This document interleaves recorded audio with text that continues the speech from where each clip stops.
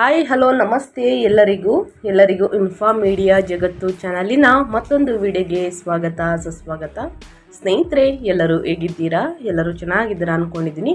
ನಾನು ಕೂಡ ತುಂಬಾ ಚೆನ್ನಾಗಿದ್ದೀನಿ. ಎಲ್ಲರೂ ಚೆನ್ನಾಗಿದ್ದೀರಾ ಅಂದ್ಕೊಂಡು ಭಾವಿಸ್ಕೊಂಡು ಇವತ್ತಿನ ಒಂದು ವಿಡಿಯೋನ ಶುರು ಮಾಡಿಬಿಡೋಣ.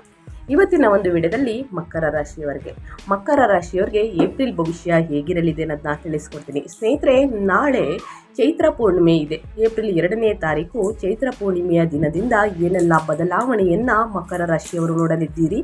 ಅದು ನಿಮ್ಮ ವ್ಯಾಪಾರದಲ್ಲಾಗಬಹುದು, ವ್ಯವಹಾರದಲ್ಲಾಗಬಹುದು, ನಿಮ್ಮ ಆರ್ಥಿಕತೆ, ನಿಮ್ಮ ಆರೋಗ್ಯದ ಬಗ್ಗೆ, ಮಕ್ಕಳ ಬಗ್ಗೆ, ಇನ್ನು ಒಟ್ಟಾರೆಯಾಗಿ ನಿಮ್ಮ ಭವಿಷ್ಯದಲ್ಲಿ ಏನೆಲ್ಲ ಬದಲಾವಣೆಗಳು ಕಂಡು ಬರಲಿದೆ, ಯಾವುದರ ಬಗ್ಗೆ ಮುನ್ನೆಚ್ಚರಿಕೆಗಳನ್ನು ತೆಗೆದುಕೊಳ್ಬೇಕು ಅನ್ನೋದನ್ನ ಒಟ್ಟಾರೆಯಾಗಿ ತಿಳಿಸ್ಕೊಡ್ತಾ ಹೋಗ್ತೀನಿ.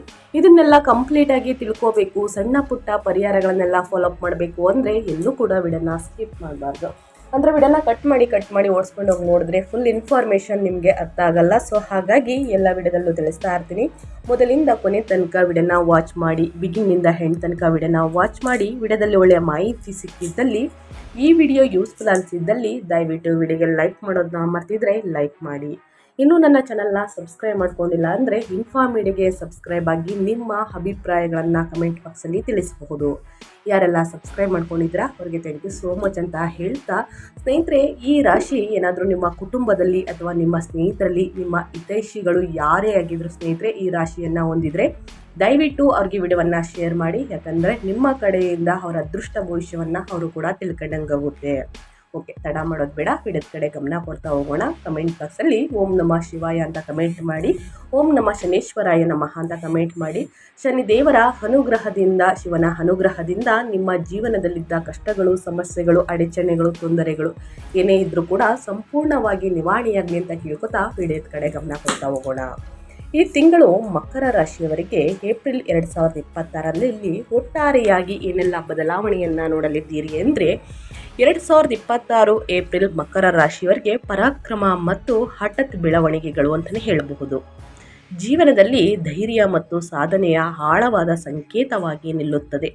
ನಿಮ್ಮ ಲಗ್ನಾಧಿಪತಿಯಾದಂತಹ ಶನಿಯು ನಿಮ್ಮ 3ನೇ ಮನೆ, ಧೈರ್ಯದ ಮನೆಯಲ್ಲಿ ಮತ್ತು ಉಪಕ್ರಮಗಳ ಮನೆಯಲ್ಲಿ ಮೀನರಾಶಿಯಲ್ಲಿ ಸ್ನೇಹಿತರೆ ಪ್ರಬಲವಾಗಿ ಸ್ಥಾನ ಪಡೆದಿದ್ದಾನೆ.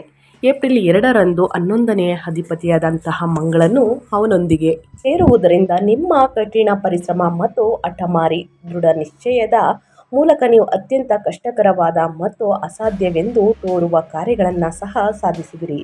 ಪ್ರಬಲವಾದಂತಹ ಸಂವಹನ ಮತ್ತು ಪ್ರಯಾಣಗಳ ಮೂಲಕ ಯಶಸ್ಸು ಪ್ರಾಥಮಿಕವಾಗಿ ಸಾಧಿಸಲ್ಪಡುತ್ತದೆ. ಆದಿಯಾಗುವ ತಿಂಗಳ ಮಧ್ಯದಲ್ಲಿ ಸ್ವಲ್ಪ ಪ್ರಕ್ಷುಬ್ಧತೆ ಇರುತ್ತದೆ. ಏಪ್ರಿಲ್ 14ರಂದು 8ನೇ ಮನೆಯಲ್ಲಿ ಅಧಿಪತಿ ಸೂರ್ಯನು 4ನೇ ಮನೆಯಲ್ಲಿ ಗೃಹ ಶಾಂತಿಯ ಮನೆ ಅಂತಲೇ ಹೇಳಬಹುದು ಉಚ್ಚ ಸ್ಥಿತಿಯನ್ನು ತಲುಪುತ್ತಾನೆ. ಇದು ಮನೆಯಲ್ಲಿ ಸ್ವಲ್ಪ ಅಶಾಂತಿಯನ್ನು ತರಬಹುದು ಮತ್ತು ನಿಮ್ಮ ತಾಯಿಯ ಆರೋಗ್ಯದ ಕಡೆಗೆ ಗಮನ ಹರಿಸುವಂತಹ ಸಾಧ್ಯತೆವಿರುತ್ತದೆ. ಆದರೆ ಏಪ್ರಿಲ್ 19ರಂದು ನಿಮ್ಮ ಯೋಗಕಾರಕ ಶುಕ್ರನು ತನ್ನ ಸ್ವಂತ ಮನೆಯಾದಂತಹ 5ನೇ ಮನೆಯಲ್ಲಿ ಪ್ರವೇಶಿಸಿದ ತಕ್ಷಣ ಈ ಎಲ್ಲ ಆತಂಕಗಳು ಮಾಯವಾಗುತ್ತವೆ. ನಿಮ್ಮ ವೃತ್ತಿ, ಸೃಜನಶೀಲ ಕೌಶಲ್ಯಗಳು ಮತ್ತು ವೈಯಕ್ತಿಕ ಜೀವನವನ್ನು ನಂಬಲಾಗದಷ್ಟು ಸುಂದರವಾದ ಹಾದಿಗೆ ತಿರುಗಿಸುತ್ತವೆ ಅಂತಲೇ ಹೇಳಬಹುದು.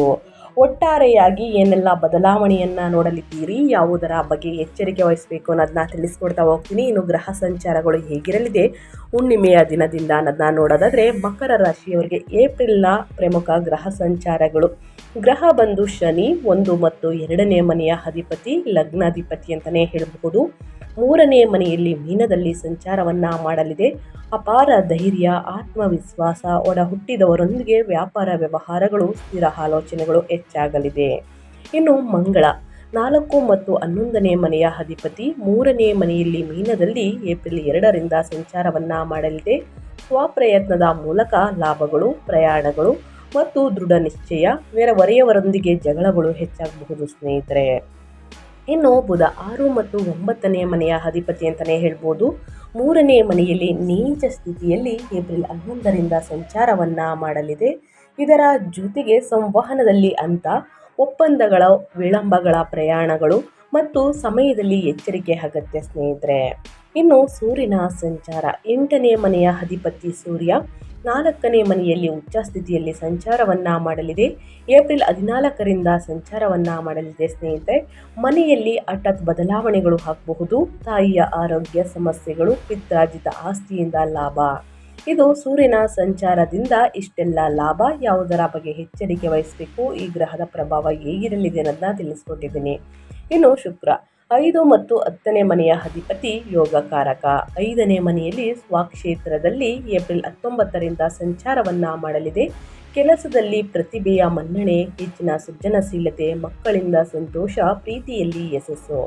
ಸ್ನೇಹಿತರೆ, ಏನೆಲ್ಲ ಬದಲಾವಣೆಯನ್ನ ನೋಡಲಿದ್ದೀರಿ, ಯಾವುದರ ಬಗ್ಗೆ ಎಚ್ಚರಿಕೆ ವಹಿಸಬೇಕು, ಮಕರ ರಾಶಿಯವರು ಗ್ರಹ ಸಂಚಾರ ಹೇಗಿರಲಿದೆ ಅನ್ನೋದನ್ನ ಒಟ್ಟಾರೆಯಾಗಿ ತಿಳಿಸ್ಕೊಟ್ಟಿದ್ದೀನಿ. ಇನ್ನು ಮುಂದಿನದಾಗಿ ಹೇಳೋದಾದ್ರೆ ಉದ್ಯೋಗ, ವೃತ್ತಿ, ವ್ಯಾಪಾರ, ವ್ಯವಹಾರದಲ್ಲಿ, ಪಾಲುದಾರಿಕೆಯಲ್ಲಿ, ಶಿಕ್ಷಣದಲ್ಲಿ, ನಿಮ್ಮ ಆರೋಗ್ಯದಲ್ಲಿ ಏನೆಲ್ಲ ಬದಲಾವಣೆಯನ್ನ ಗ್ರಹಗಳು ಸೂಚಿಸಲಿದೆ, ಯಾವುದರ ಬಗ್ಗೆ ಎಚ್ಚರಿಕೆ ವಹಿಸಬೇಕು ಅನ್ನೋದನ್ನ ನೋಡ್ತಾ ಹೋಗೋಣ.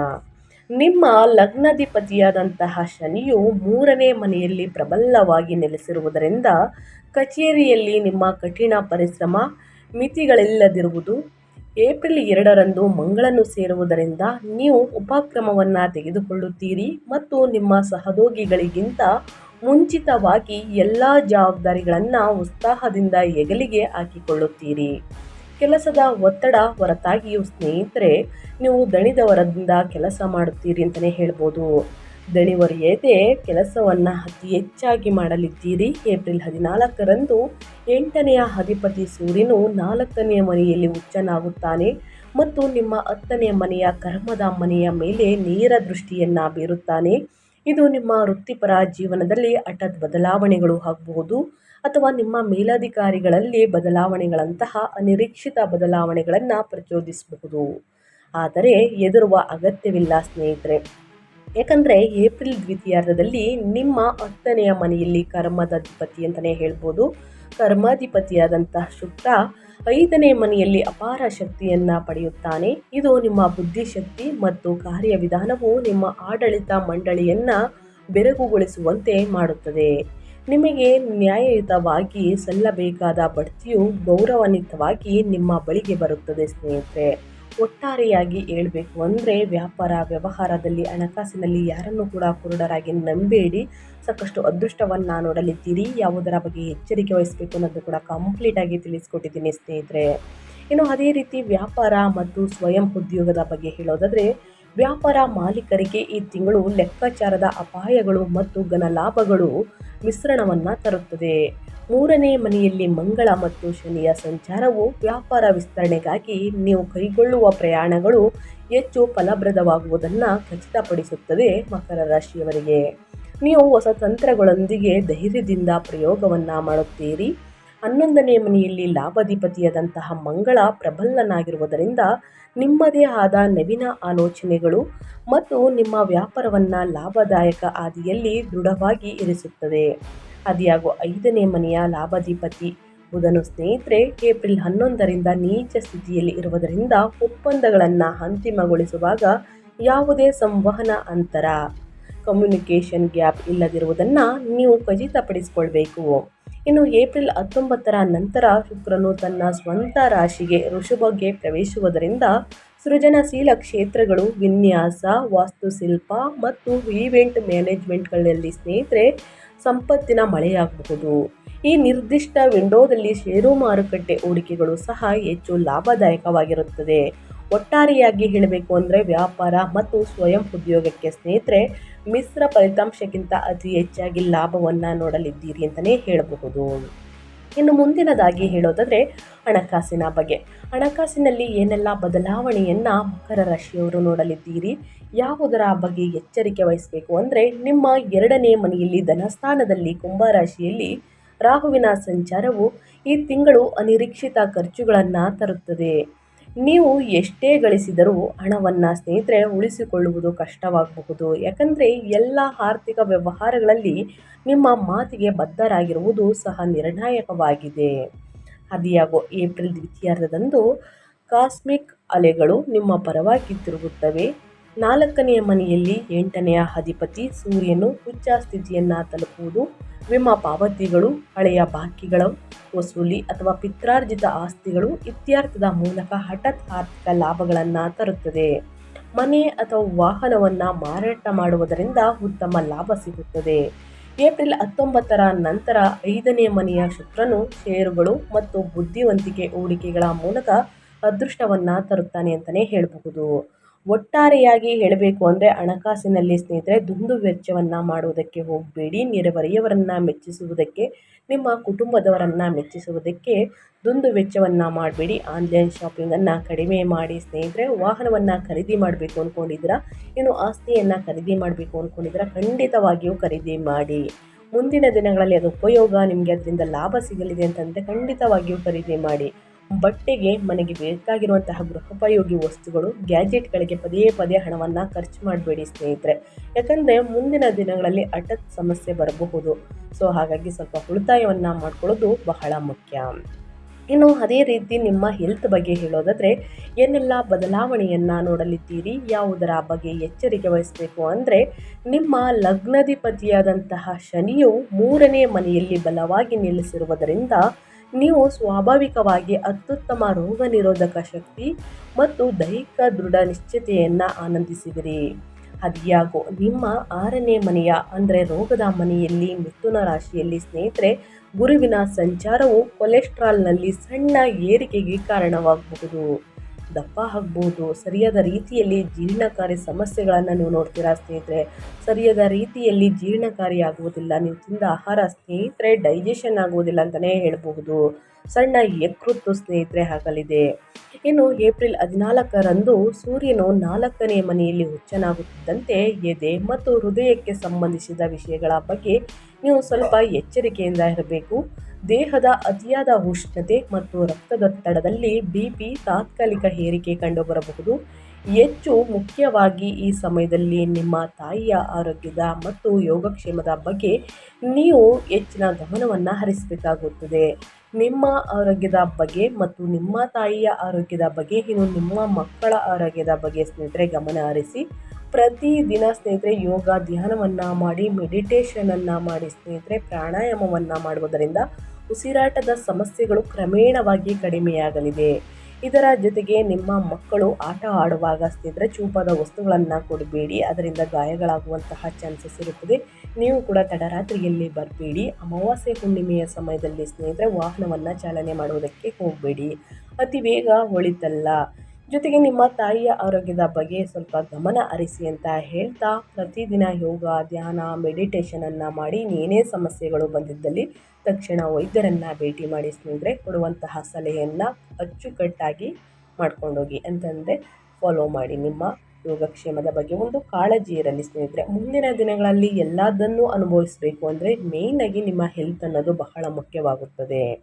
ಇನ್ನು ಕುಟುಂಬ ಮತ್ತು ವೈಯಕ್ತಿಕ ಸಂಬಂಧಗಳ ಬಗ್ಗೆ ಹೇಳೋದಾದರೆ, ನಿಮ್ಮ ಪ್ರೇಮ ಜೀವನ, ನಿಮ್ಮ ವೈವಾಹಿಕ ಜೀವನ, ಕುಟುಂಬದ ಬಗ್ಗೆ ಹೇಳೋದಾದರೆ ಮಕರ ರಾಶಿಯವರು ಏನೆಲ್ಲ ಬದಲಾವಣೆಯನ್ನು ಏಪ್ರಿಲ್ 2ರಿಂದ ನೋಡಲಿದ್ದೀರಿ ಅಂದರೆ, ಗೃಹ ಶಾಂತಿಯು 4ನೇ ಮನೆಯಲ್ಲಿ ಉಚ್ಚ ಸೂರ್ಯನು 8ನೇ ಅಧಿಪತಿಯಾಗಿ ಸಂಚಾರವು ಮನೆಯಲ್ಲಿ ಗಮನಾರ್ಹವಾದ ನೆಮ್ಮದಿಯ ಕೊರತೆಯನ್ನು ಉಂಟು ಮಾಡುತ್ತದೆ. ಕುಟುಂಬದ ಸದಸ್ಯರ ನಡುವೆ ವಿಶೇಷವಾಗಿ ಹಿರಿಯರೊಂದಿಗೆ ಅಹಂಕಾರದ ಸಮಸ್ಯೆಗಳು ಇದ್ದಕ್ಕಿದ್ದಂತೆ ಉಲ್ಬಣಗೊಳ್ಳಬಹುದು. ಮನೆಯಲ್ಲಿ ಸಣ್ಣ ಬೆಂಕಿ ಅಥವಾ ವಿದ್ಯುತ್ ಅಪಘಾತಗಳು ಸಾಧ್ಯತೆ ಕೂಡ ಇದೆ. ವಾಹನವನ್ನು ಚಾಲನೆ ಮಾಡಬೇಕಾದ್ರೆ ಬಹಳಷ್ಟು ಎಚ್ಚರಿಕೆ ವಹಿಸಿ. ವಿದ್ಯುತ್ತನ್ನು ನೋಡಬೇಕಾದ್ರೆ, ಮುಟ್ಟಬೇಕಾದ್ರೆ ಸ್ನೇಹಿತರೆ ವಿದ್ಯುತ್ತನ್ನು ಅಂತಂದರೆ ಚೆಕ್ ಮಾಡಬೇಕಾದ್ರೆ ತೇವದ ಕೈಯಲ್ಲಿ ಬಟ್ಟೆಯಲ್ಲಿ ಒರೆಸುವುದು, ಈ ರೀತಿ ಕೆಲಸವನ್ನು ಮಾಡಬೇಡಿ. ಮೂಲಭೂತ ಎಚ್ಚರಿಕೆ ಅತ್ಯಗತ್ಯ. ಆದರೆ ವೈಯಕ್ತಿಕ ಸಂಬಂಧಗಳ ವಿಷಯಕ್ಕೆ ಬಂದರೆ, ಏಪ್ರಿಲ್ 19ರಂದು ಪ್ರೀತಿ ಮತ್ತು ಮಕ್ಕಳು 5ನೇ ಮನೆಯ ಶುಕ್ರನು ಪ್ರವೇಶಿಸುವುದರಿಂದ ಅತ್ಯಂತ ಮಧುರ ಮತ್ತು ಪ್ರಣಯಭರಿತ ರೊಮ್ಯಾಂಟಿಕ್ ಅವಧಿಯನ್ನು ಪ್ರಾರಂಭಿಸುತ್ತದೆ.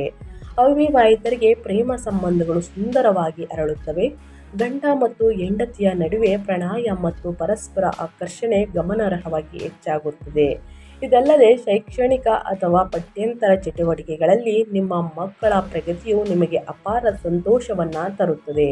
ಒಟ್ಟಾರೆಯಾಗಿ ಹೇಳಬೇಕು ಅಂದರೆ ಕುಟುಂಬ, ವೈವಾಹಿಕ ಜೀವನದಲ್ಲಿ ಮತ್ತು ನಿಮ್ಮ ಪ್ರೇಮ ಜೀವನದಲ್ಲಿ ಮಿಶ್ರ ಫಲಿತಾಂಶವನ್ನು ನೋಡಲಿದ್ದೀರಿ. ಏಪ್ರಿಲ್ ಮತ್ತು ಮಾರ್ಚ್ ತಿಂಗಳಲ್ಲಿ ಸ್ನೇಹಿತರೆ ಮದುವೆ ಪ್ರಸ್ತಾಪಗಳು, ಯಾರಿಗೆ ಮದುವೆಯಾಗಿಲ್ಲ ಅವಿವಾಹಿತರಿಗೆ ಅಂಥವರಿಗೆ ಮದುವೆ ಪ್ರಸ್ತಾಪಗಳು ನಡೆದು ಬರಲಿದೆ ಅಂತ ತಿಳಿಸಿದೆ. ಮದುವೆ ಪ್ರಸ್ತಾಪಗಳು ಮನೆಯಲ್ಲಿ ಬರಲಿದೆ ಸ್ನೇಹಿತರೆ. ಮನೆಯಲ್ಲಿ ಶುಭ ಕಾರ್ಯಗಳು ನಡೆಯಲಿದೆ. ಯಾರಿಗೆ ಮದುವೆಯಾಗಿಲ್ಲ ಅಂಥವರಿಗೆ ಸಂತಾನ ಭಾಗ್ಯ ಕೂಡ ಇದೆ.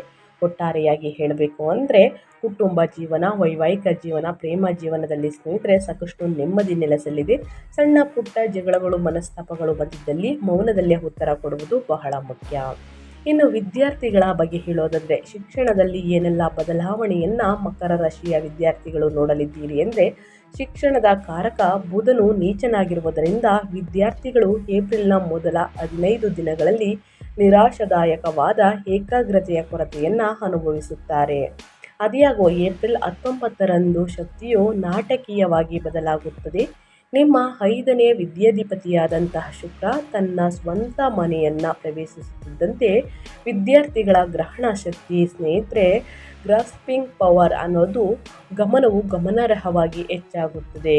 ಕಲೆ, ಸೃಜನಶೀಲ ವಿಷಯಗಳು, ವಿನ್ಯಾಸ ಅಥವಾ ಫ್ಯಾಷನ್ ಅನ್ನು ಅನುಸರಿಸುವಂತಹ ವಿದ್ಯಾರ್ಥಿಗಳಿಗೆ ಇದು ಸುವರ್ಣಯುಗವಾಗಿದೆ. ಸ್ಪರ್ಧಾತ್ಮಕ ಪರೀಕ್ಷೆಗಳಲ್ಲಿ ತಯಾರಿಯನ್ನು ನಡೆಸುತ್ತಿರುವವರು ತಮ್ಮ ಸಂವಹನ ಮತ್ತು ಬರವಣಿಗೆ ಕೌಶಲ್ಯಗಳಲ್ಲಿ ಗಮನಾರ್ಹ ಸುಧಾರಣೆಯನ್ನು ಅಂದರೆ ರೈಟಿಂಗ್ ಸ್ಕಿಲ್ಸಲ್ಲಿ ಸ್ನೇಹಿತರೆ ಸುಧಾರಣೆಯನ್ನು ಗಮನಿಸುತ್ತೀರಿ. ಇನ್ನು ಸಾಮಾನ್ಯ ವಿದ್ಯಾರ್ಥಿಗಳಿಗೆ ಏಕಾಗ್ರತೆಯ ಕಡಿಮೆಯಾಗಬಹುದು. ಇನ್ನು ಆಸಕ್ತಿ ಕೂಡ ಅಧ್ಯಯನದ ಕಡೆ ಗಮನ ಕಡಿಮೆಯಾಗಬಹುದು. ಗುರು ಹಿರಿಯರನ್ನು ಗೌರವಿಸಿ, ತಂದೆ ತಾಯಿಯ ಮಾತನ್ನು ಪಾಲಿಸಿ, ಸರಿಯಾದ ವೇಳಾಪಟ್ಟಿಯೊಂದಿಗೆ ಕೂತು ಅಧ್ಯಯನವನ್ನು ಮಾಡಿ ಎಂದು ಶಿಸ್ತನ್ನು ಕೇಳುತ್ತಿದೆ ಶನಿ ಗ್ರಹ. ಸೊ ಹಾಗಾಗಿ ಕಷ್ಟಪಟ್ಟು ಅಧ್ಯಯನದ ಕಡೆ ಗಮನ ಕೊಟ್ಟಿದ್ದಲ್ಲಿ ಉನ್ನತ ಫಲಿತಾಂಶವನ್ನು ಗಳಿಸುವುದಕ್ಕೆ ಸಾಧ್ಯವಾಗಲಿದೆ. ಇನ್ನು ಅದೇ ರೀತಿ ಏಪ್ರಿಲ್ ತಿಂಗಳಲ್ಲಿ ಅನುಸರಿಸಬೇಕಾದ ಜ್ಯೋತಿಷ್ಯದ ಪರಿಹಾರಗಳನ್ನು ತಿಳಿಸ್ಕೊಡ್ತೀನಿ.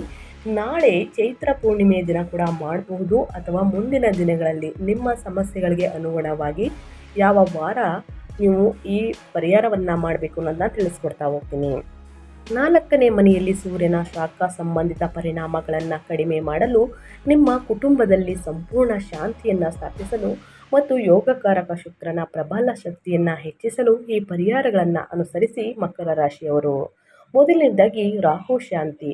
2ನೇ ಮನೆಯಲ್ಲಿರುವಂತಹ ರಾಹುವಿನಿಂದಾಗಿ ಕಠಿಣವಾಗಿ ಮಾತನಾಡುವುದನ್ನು ತಡೆಯಲು ಮತ್ತು ಆರ್ಥಿಕ ನಷ್ಟವನ್ನು ಸಕ್ರಿಯವಾಗಿ ತಪ್ಪಿಸಲು ನಿಯಮಿತವಾಗಿ ದುರ್ಗಾದೇವಿಯನ್ನು ಪೂಜಿಸಿ.